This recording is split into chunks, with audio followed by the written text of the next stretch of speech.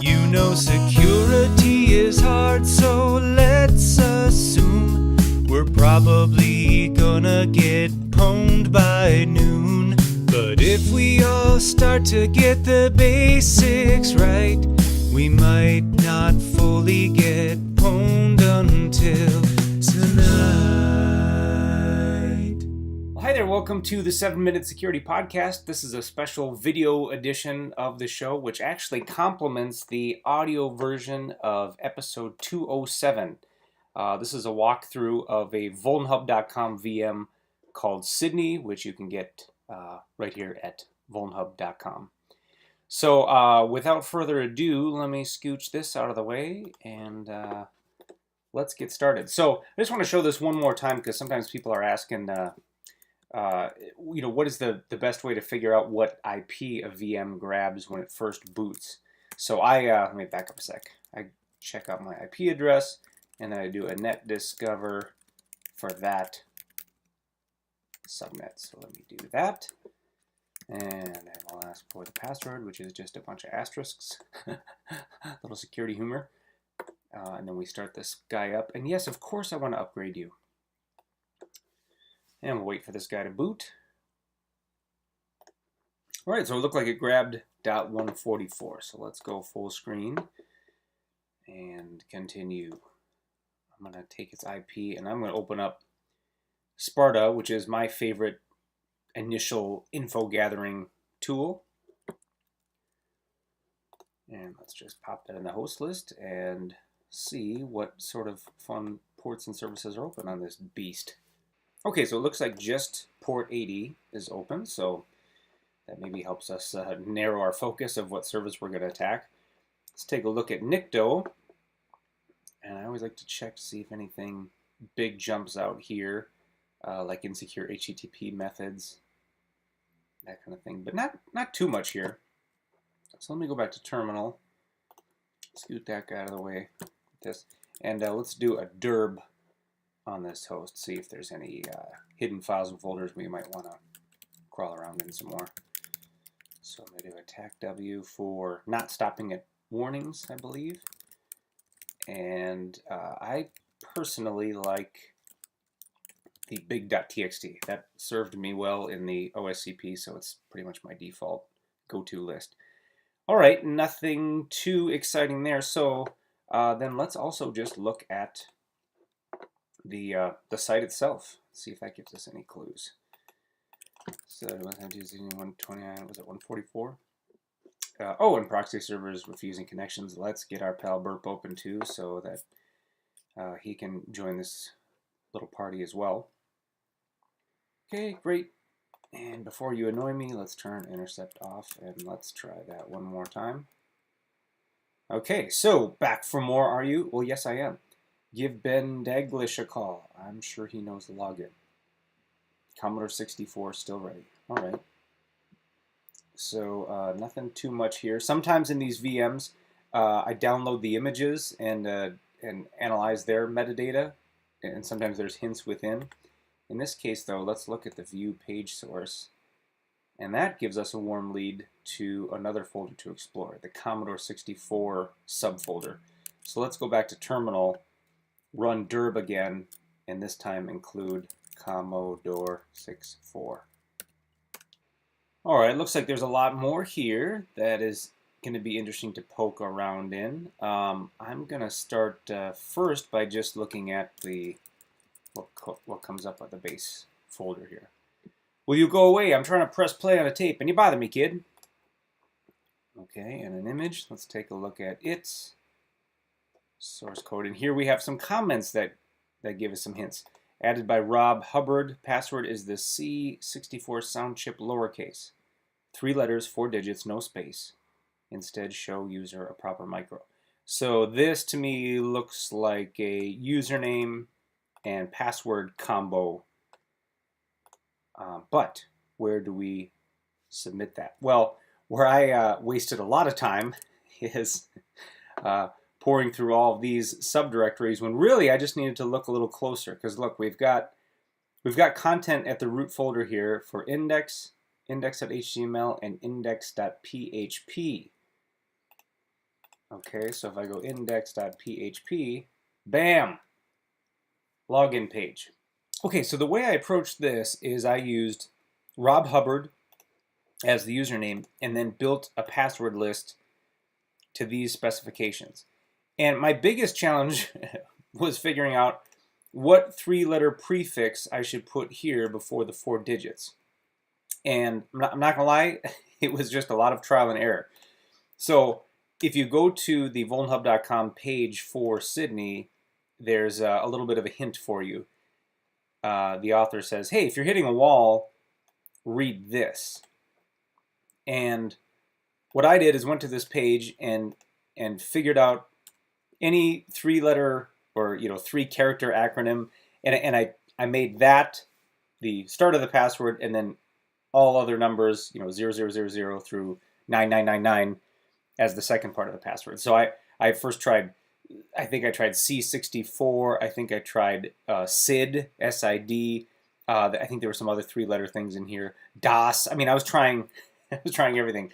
And I really should have tried MOS right away because it's all over this page, but as I've said before, my wheels, they turn slowly, but they do turn. So let me show you in Crunch how I built that user list. First, let's do a man crunch so you can see the basic syntax.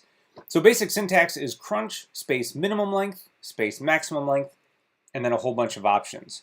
And the ones that I'm concerned with for the sake of this exercise are the tac t, and then you got some symbols here. So these symbols specify a pattern. So for example, using the at, we'll insert a lowercase character, and % will equal numbers. So let me show you. Here's what my crunch password list building command look like. So crunch space minimum length of 7, maximum length of 7, and then tac t MOS. So I'm saying I know what this I want to build a password list where each line starts with MOS and then 4 numbers. So here's what it looks like. Let me run it. And as you can see, I'm outputting this to pass.txt. Okay.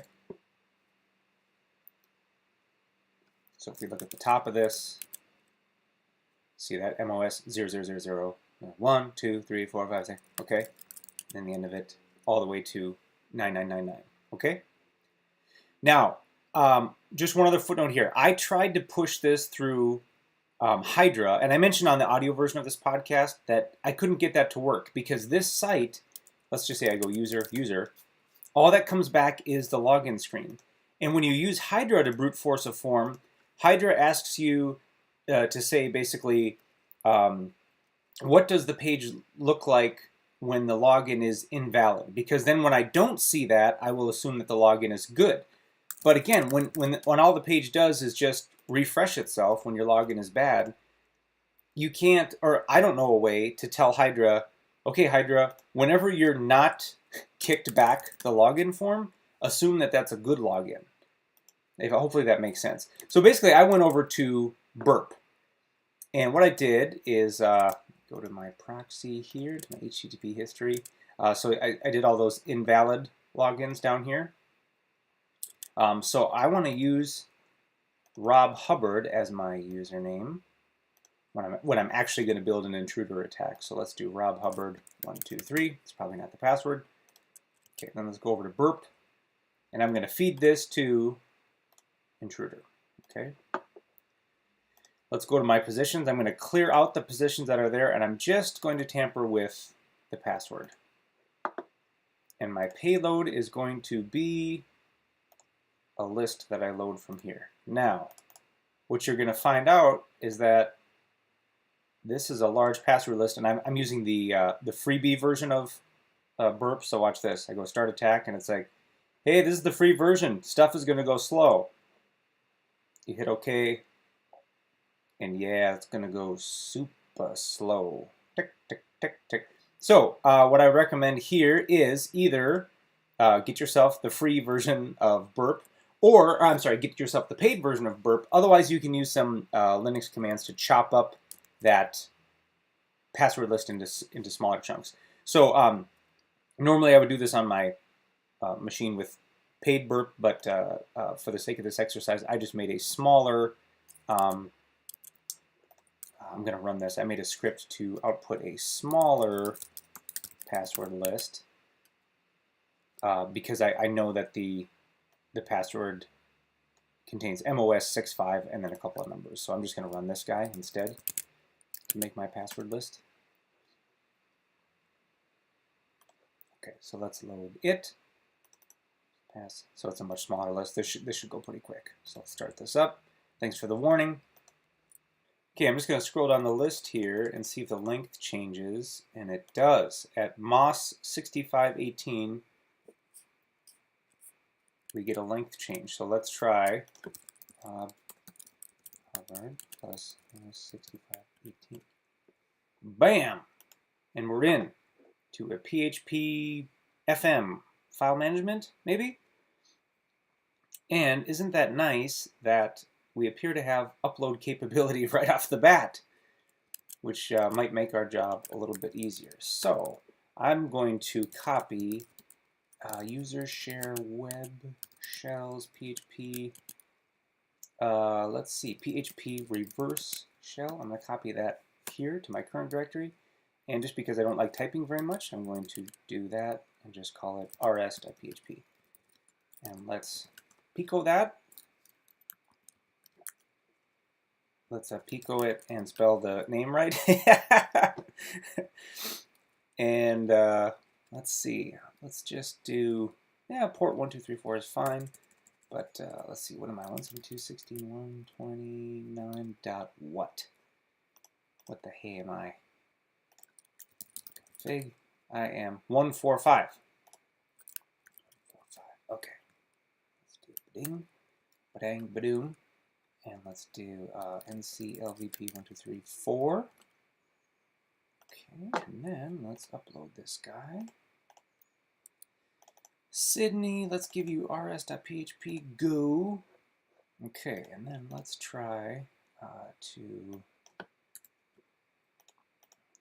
visit rs.php. And look at that, we got ourselves a shell. Isn't that just great? Oop. Oh, and this is a perfect example of we've got a crippled shell here, folks. What are we gonna do? Okay, so let me exit it. Here is a command that you should have handy at all times. What do I got here? Oh, shell power up. Okay, this guy right here. Very handy to have. And where did I find that? Let's see.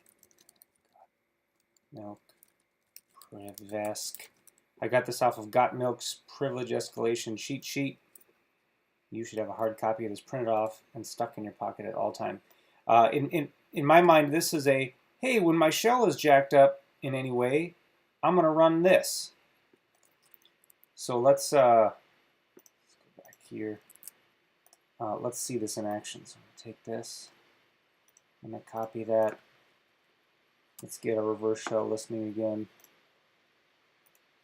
Let's fire it up again. Okay, and like for example, see I go cd etc. I don't see the path information. It's just delete key doesn't work. It's just jacked up in general. So let's run that. And interesting. Python not found. Here's another little part of this VM that took me a while to figure out. I had to look through user bin. And look at that, we got Python 3, Python 3.5, okay. So not just regular old Python. So let me, let's see if I put that in shell power up 2. So I'm gonna run this command again, but I'm just gonna make the executable be Python 3.5, not just regular old Python. And look at that. There we go. We're seeing the full path. Oh, looks like I've got a new problem where every character is doubled, but that's okay. I can deal with that. So let's take a look at etc Etsy password. All right, it looks like our Hubbard might be somebody we want to try to sudo. Yeah, so let's Hubbard. And I tried a lot of different passwords, but again, remember I said wheels turn slowly, but they do turn. Let's try that initial password from the PHP FM login.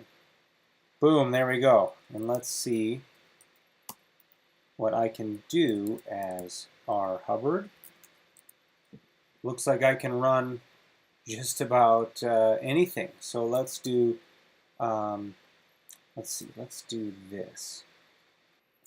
Let's do sudo I, and now we are root, which is great. So let's go to root, take a look around. Ooh, a hint.gif.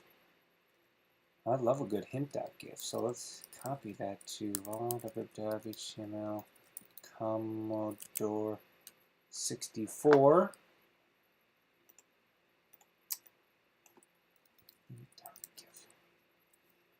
Dilbert cartoon. Hold it right there, buddy. That scruffy beard, those suspenders, that smug expression. You're one of those condescending Unix computer users.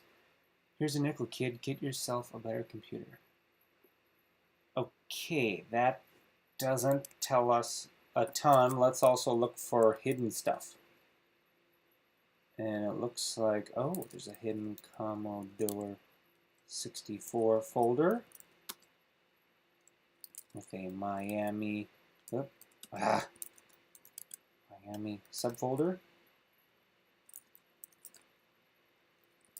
with a Vice subfolder and a flag.zip. Ooh, goody. Well, let's unzip flag.zip.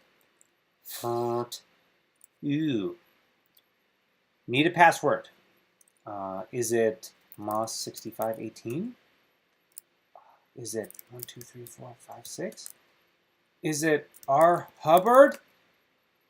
Darn it. All right, well, let's put this somewhere where we can grab it down to our local Kali box. So I'm just going to copy, nope, not going to pp. I'm going to copy flag.zip to var HTML Commodore 64. Let's make sure it landed there. Kind of hard to see with all the stuttering letters. Flag.zip. There we go. So let's grab flag.zip. I don't have permission to access it. Ah, I bet that is because flag.zip is just read-only by root. So let's do this. Let's chown this file so that www data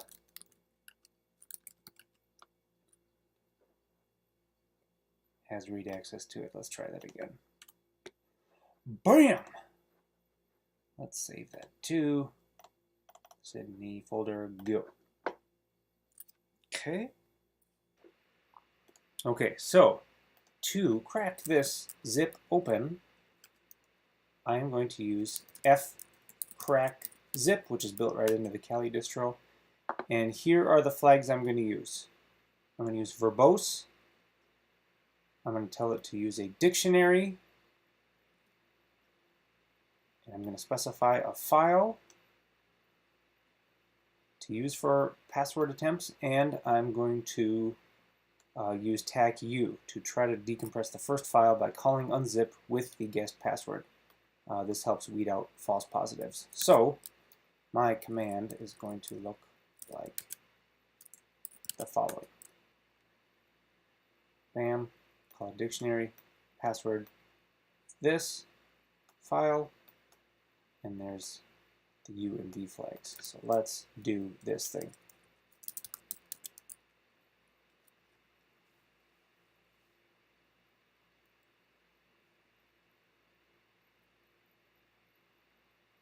Pakawi 38911. Let's unzip flag.zip with password of 38911. And there we go, flag.d64. Let's look at what is inside of flag.d64.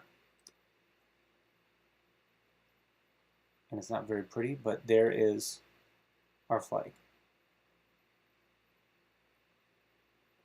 Very fun stuff. Am I right or am I right? Well, I hope you enjoyed this walkthrough of the Sidney VM. Please go to vulnhub.com, download all these VMs. Thank the authors, thank the people that are making this great site possible, because I know I'm not the only one in saying I appreciate the ongoing training, really, that this site is providing for me and you to keep our pen testing skills sharp. So enjoy, and don't forget to check out 7ms.us, subscribe to the podcast, leave comments, whatever, reach out to me on Twitter. I'm also hanging out in Freenode under the Vulnhub channel, as well as the 7ms channel, which just has me in it, but my username is Bramy, and I'd love to connect with you and talk to you about these VMs or pen testing or hacking or whatever else you want to chat about. So we'll see you online, and have a great week. Bye-bye. You've been listening to 7 Minute Security, a thrice weekly podcast covering IT and security news, pen test tips and tricks, and career advice. For more information, including a full episode guide, how-to articles, and sponsorship opportunities, visit www.7ms.us.